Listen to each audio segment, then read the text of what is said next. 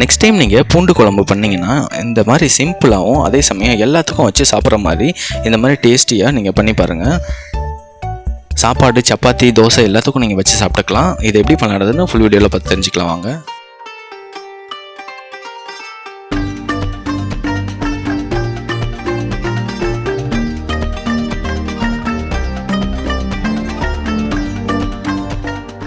First நல்ல ஒரு ஹீட்டான கடாயில் வந்து ஆயில் வந்து ஒரு 50 ml ஆயில் வந்து சேர்த்துக்கோங்க. இது வந்து ஆயில் பொறுத்த வரைக்கும் நீங்கள் நல்லெண்ணெய் சேர்த்துக்கிட்டிங்கன்னா நல்லா டேஸ்ட்டாக இருக்கும். அது கூடவே வந்து கடுகு வந்து ஒரு 1/2 ஸ்பூன் சேர்த்துக்கோங்க.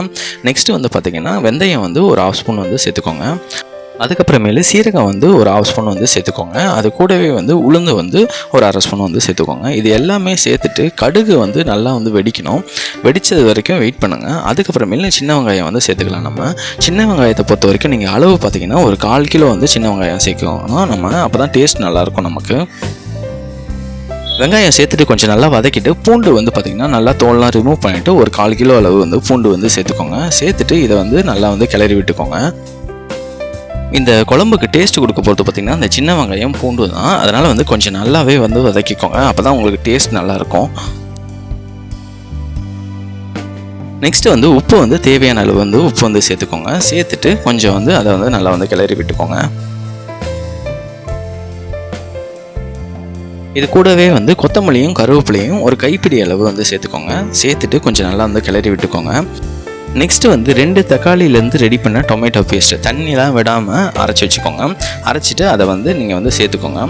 இந்த குழம்புக்கு இன்னும் நல்லா டேஸ்ட் கொடுக்கும் இந்த தக்காளி பேஸ்ட்டு. இதை வந்து கொஞ்சம் பச்சை வாசனை போகிற வரைக்கும் நல்லா வந்து வதக்கிட்டே இருங்க. நல்லா இப்போ பார்த்தீங்கன்னா நல்லா கலர்ஃபுல்லாக இந்த மாதிரி வந்திருக்கும். இப்படி வந்துச்சுன்னா நல்லா வந்து அந்த பேஸ்ட் வந்து வதங்கிடுச்சுன்னு அர்த்தம். இந்த டைமில் நம்ம மசாலாலாம் சேர்த்துக்கலாம்.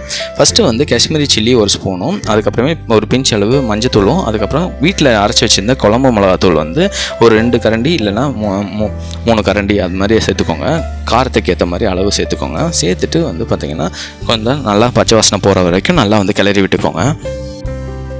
நெக்ஸ்ட்டு வந்து தண்ணி தேவையான அளவு சேர்த்துக்கோங்க. அந்த நம்ம தக்காளி பேஸ்ட் அரைச்சி வச்சுருந்தாலும் அதிலே தண்ணியை விட்டு கலக்கிட்டு நல்லா வந்து சேர்த்துக்கோங்க.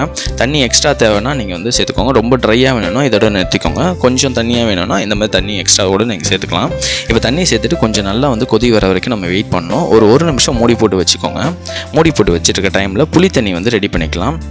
நார்மலாக இந்த குழம்புக்கு தேவையான அளவு புளி வந்து எடுத்துக்கோங்க. ஒரு லெமன் சைஸ் இருந்தாலும் சரி, கொஞ்சம் அதிகமாக இருந்தாலும் சரி, அதுக்கேற்ற மாதிரி எடுத்து நல்லா கரைச்சி வச்சுக்கோங்க. இப்போ இந்த மாதிரி நல்லா கொதி வந்து இந்த எண்ணெயெல்லாம் வெளில வந்துருக்கு பார்த்திங்களா, இந்த டைமில் வந்து இந்த புளி தண்ணியை வந்து சேர்த்துக்கோங்க. சேர்த்துட்டு நல்லா வந்து அந்த பச்சை வாசனை போகிற வரைக்கும் நம்ம வந்து கிளறி விடணும். கிளறி விட்டுட்டு அதுக்கப்புறமேலு நம்ம மூடி போட்டு வைக்கணும்.